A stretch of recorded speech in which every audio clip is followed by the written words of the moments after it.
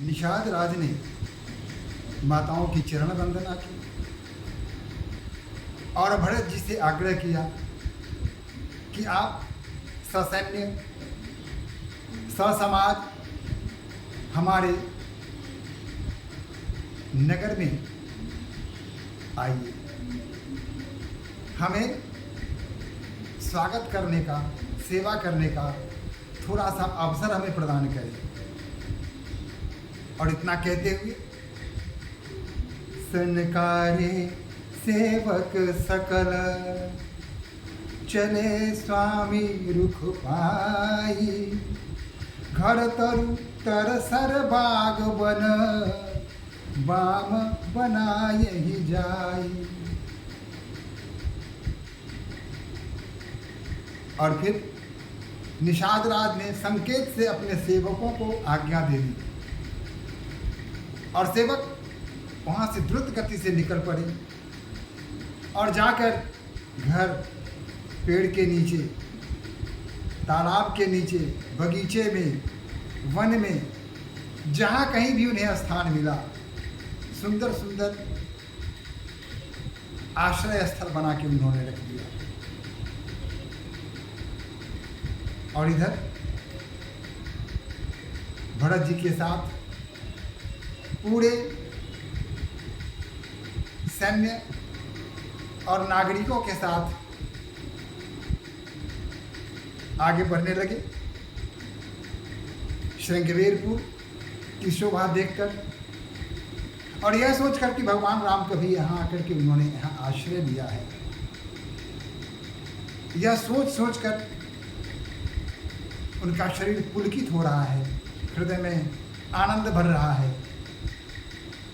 श्रृंगवेरपुर भारत दिख जब, भेष नेघ सब अंग शिथिल तब, सोहत दिए निषाद ही लागू, जनु तनु भरे विनय अनुरागु। आगे आगे निषाद राज जी भरत के साथ बढ़ रहे हैं और पीछे पीछे अयोध्या के नागरिक, अयोध्या की सेना, माताएं, गुरु सब आ रहे हैं।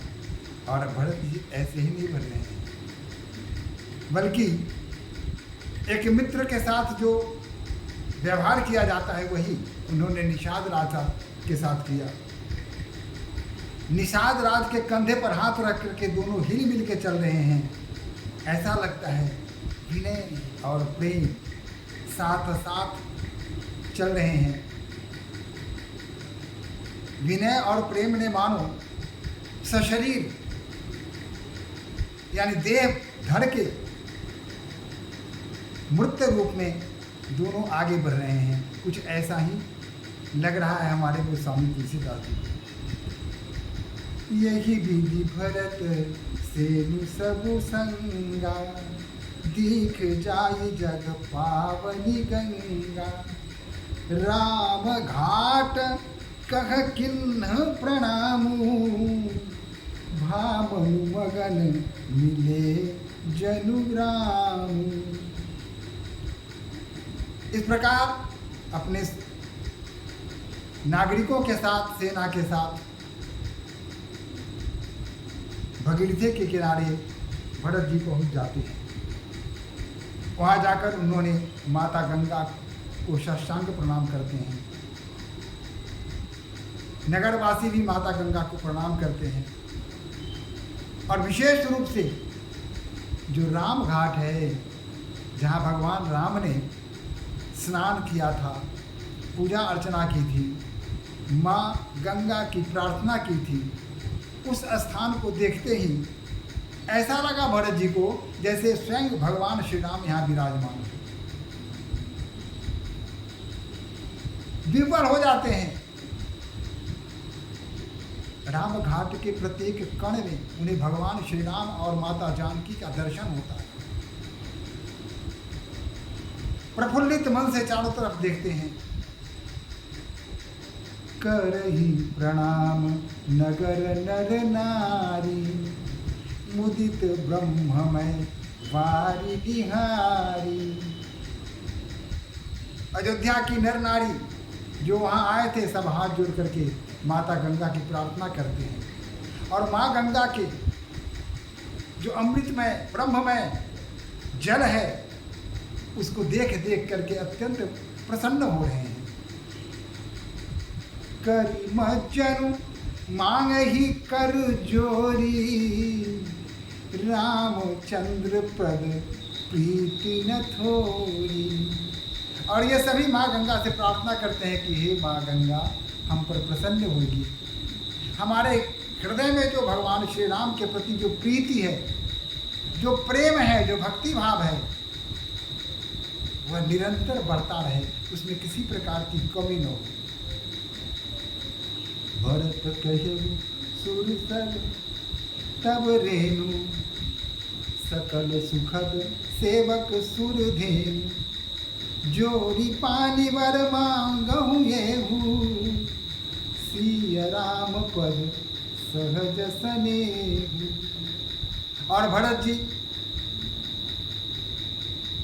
माता गंगा के किनारे जो चारों तरफ रेत बिखरे पड़े हैं, बालू हैं, उस बालू को देखते हैं और देखते हैं, कहते हैं कि हे माँ गंगा, आपके इस रेणुकण में ब्रह्म का दर्शन होता है। ऐसा लगता है जैसे यह कामधेनु हो। सारी मनोकामना को पूर्ण करने की क्षमता आपके इस रज में है। मैं हाथ जोड़ करके आपसे प्रार्थना करता हूँ माँ गंगा, किसी राम पद सहज सनेहु। मेरे हृदय में भगवान राम और सीता के प्रति जो सहज प्रेम है वह उत्तरोत्तर बढ़ता रहे, इसमें किसी प्रकार की कमी न हो। यही विधि मज्जन भरत करी, गुर अनुशासन पाई। मातु नहानी जानी सब, डेरा चले लवाई। इस प्रकार भरत जी ने स्नान कर लिया। जितने नगरवासी थे, जो सैनिक थे, ब्राह्मण थे, ऋषि मुनि थे, जो भी ब्रह्म विद्वत समाज थे, सबों ने गंगा माता के जल में प्रवेश करके स्नान किया, मज्जन किया। और फिर गुरु की आज्ञा से तब उस डेरा की तरफ चले जहाँ रहने की व्यवस्था निषाद रात ने की थी। उन्हें जब पता चल गया कि माता ने स्नान कर लिया है तो फिर वहाँ से चल पड़ी। जह तह लोग डेरा किन्हा, भरत सूद सब ही कर लिन्हा। सुर सेवा करी आय सुपाई, राम मातु वही गए दो भाई। भरत जी डेरा के प्रत्येक डेरा में, प्रत्येक क्षेत्र में जहाँ जहाँ नगरवासी थे, सैनिक थे, उन सबों के पास जाते हैं, व्यवस्था देखते हैं, किसी को कोई कष्ट तो नहीं है, किसी को किसी चीज़ की आवश्यकता तो नहीं है। घूम घूम कर सबों से पूछते हैं और जब निश्चिंत हो जाते हैं उसके बाद ईश्वर की प्रार्थना करते हैं। और तब आज्ञा लेकर के राम अपने भाई शत्रुघ्न के साथ माता के पास पहुँचते हैं। चरण चापी कही कही मृदुवानी, जननी सकल भरत सनमानी। माताओं के साथ मधुर वचन से उनका मन मोह लेते हैं भक्त। और तब शत्रुघ्न को वहाँ सेवा के लिए छोड़कर स्वयं बाहर निकलते हैं और भागी ही सौंपी मातु सेवकाई, आपू निषाद ही लिन्ह बोलाई। माता की सेवा में शत्रुघ्न जी को लगा देते हैं और माता से आज्ञा लेकर के बाहर निकलते हैं और निषाद राज को अपने पास बुलाते हैं। बुलाकर कहते हैं, जह सिय राम लखन सि सोए, कहत भरे जल लोचन कोय। भरत वचन सुनि भयउ विषादु, तुरत तहाँ लई गयउ निषादु। भरत जी ने कहा कि निषाद राज, मेरे मित्र, मेरे भाई, मुझे यह बताइए कि भगवान राम, माता जानकी और लक्ष्मण ने रात्रि विश्राम कहाँ किया था? जिस स्थान पर उन्होंने रात्रि विश्राम किया था, मुझे वहां ले चलिए, मैं उस पवित्र स्थान को देखना चाहता हूं। यह सुनते ही निषाद राज दुखी हो गए। भरत के हृदय में भगवान राम के प्रति प्रेम भक्ति देख करके हर्ष का आभास हुआ, आनंदित भी हुए, लेकिन उन दोनों के बीच जो यह दूरी आ गई थी, यह सोच करके अत्यंत विषाद में डूब गए। तुरत तहाँ लई गयउ निषादु। और फिर निषाद राज भरत जी को लेकर उस स्थान पर जाते हैं जहाँ भगवान राम, माता जानकी और भैया लक्ष्मण ने रात्रि विश्राम किया था। जह शिशुपा पुनीत तर, रघुपद किय विश्राम, अति स्नेह सादर भरत, किन्हु दंड प्रणाम। जिस अशोक के वृक्ष के नीचे भगवान राम ने भरत और माता जानकी के साथ विश्राम किया था, उसे दोनों हाथ जोड़ करके, सर झुका करके भरतलाल प्रणाम करते हैं। कु साथरी निहारी सुहाई, किन्ह प्रणाम प्रदक्षिण जाई, चरण रेख रज आँखें हिलाई, बनई न कहत प्रीति अधिकारी। कुश की वह चटाई, वह सुथरी जिस पर भगवान राम ने रात्रि में विश्राम किया था, उसको भरत जी देखते रहे। उस कुश की चटाई को, उस कुश की सुथरी को उन्होंने हाथ जोड़ के प्रणाम किया और उसकी प्रदक्षिणा की। चरण रेख रज आँख हिलाई, और जहाँ उनके पैर पड़े थे वहाँ की मिट्टी, वहाँ का रज उठा करके अपनी आँखों में लगा लेते हैं। बनई न कहत प्रीति अधिकारी। उनके हृदय में कितना प्रेम है, कितनी प्रीति है, कितनी भक्ति है, यह वर्णन के बाहर है, वर्णन करना कठिन है। कनक बिंदु दुई चार की देखे, राखे शीस सीय समलेखे। माता सीता जिस सुथरी पर सोई थी, उनके वस्त्र में जो सोने के छोटे छोटे सितारे जड़े हुए थे, वही दो चार नीचे भूमि पर गिरे हुए थे। भरत ने जब छोटे छोटे स्वर्ण बिंदु को देखे, छोटे छोटे स्वर्ण के टुकड़ों को देखे, तो उसे उठा करके अपने माथे पर से चढ़ा दिया।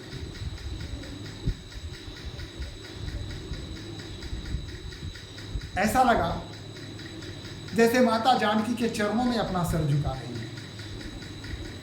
सजल विलोचन हृदय गलानी, कहत सखासन वचन सुबानी। भरत जी के आंखों से आंसुओं की धारा बह रही है, मन में ग्लानि का भाव है, और अपने सखा निषाद से अत्यंत मधुर स्वर में कहते हैं, श्रीहत सीय विरह दुतिहीना, जथा अवध नर नारी विलीना। पिता जनक देव पत्र तर के ही, करतल भोगी जोगी जग जेहि। जिनके सामने में श्री भी श्रीहत हो जाता है। आज माता जानकी द्युतिहीन हो गई है। यहाँ यह जो स्वर्ण कण है, मानो इसने भी अपनी चमक खो दी है। माता जानकी के वस्त्र में रहकर यह चमक रहा था, शोभायमान हो रहा था, दीप्त हो रहा था, प्रदीप्त हो रहा था। लेकिन उनके वस्त्र से बिछुड़कर यह उसी प्रकार श्रीहीन हो गया है जिस प्रकार अयोध्या के नर नारी श्रीहीन हो गए। पिता जनक देव घटता के, करतल भोगी जोगी जग के। इनके पिता जो इनके सभी सुख सुविधाओं का ध्यान रखा करते थे, इन्हें कभी किसी चीज के लिए मांगने की आवश्यकता नहीं पड़ी। सोचने मात्र से वह वस्तु इनके सम्मुख आकर के प्रस्तुत हो जाती थी, वह वस्तु आकर के रख दी जाती थी। इनके पिता जो और तप दोनों के संयोजित रूप हैं। ससुर भानुकुल भानु भुआलु, जही सिहात अमरावती पालू। और ससुर जो सूर्यकुल के सूर्य हैं, इतने बड़े राजा हैं कि अमरावती के राजा इंद्र भी इनको देख करके सिहाते हैं। प्राणनाथ रघुनाथ गोसाई, जो बड़ हो सो राम बड़ाई। और जिनके पति स्वयं श्री भगवान रघुनाथ जी हैं, जिनके नाम लेने से ही उस व्यक्ति की बड़ाई हो जाती है। पति देवता सुति यमनी, सिय साथरी देखी। विरहत हृदय न हरिहर, पविते कठिन विषेखी। और जिस सुथरी पर, जिस चटाई पर, कुश की बनी सुथरी पर माता जानकी सोती थी, उस सुथरी को देखा तो इनका हृदय हाहाकार कर उठा और कहा, हे शिव, मेरा हृदय इतना कठोर क्यों हो गया? यह अभी भी क्यों नहीं फट जाता है? अपनी माता जैसी जानकी की यह स्थिति देख करके क्या कोई भी सहज रह सकता है? विचित्र संयोग। लालन जोगु लखन लघुनोने, भेन भाई अस अहि न होने।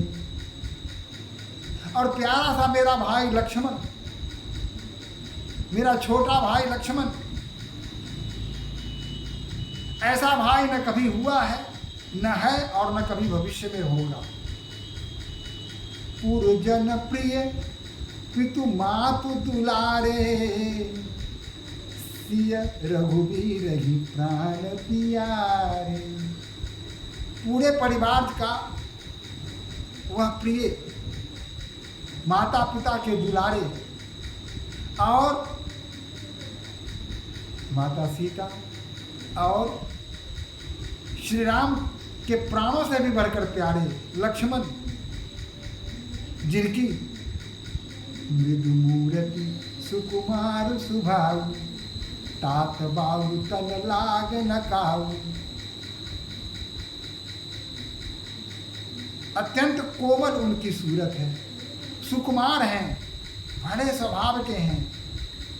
पिताजी ने कभी उनके शरीर पर धूप नहीं लगने दी। ते बन सगही विपत्ति सब भांति, निदरे कोटि पुलिस यही छाती। और वह मेरा प्यारा भाई, वह मेरा दुलारा भाई, छोटा सा सुकुमार भाई जंगल में दर दर भटक रहा है। सब प्रकार से विपत्ति है और ऐसी स्थिति को देख करके निदरे कोटि पुलिस यही छाती, मेरी छाती जो वज्र के समान है, लगता है वज्र भी फट जाता है, लेकिन मेरी छाती अब तक फटी क्यों नहीं। राम जन्म जगु किन्ह उजागर, रूपशील सुख सब गुण यागर, पुरजन परिजन गुरु पितु माता, राम सुभाव सब ही सुख दाता। राम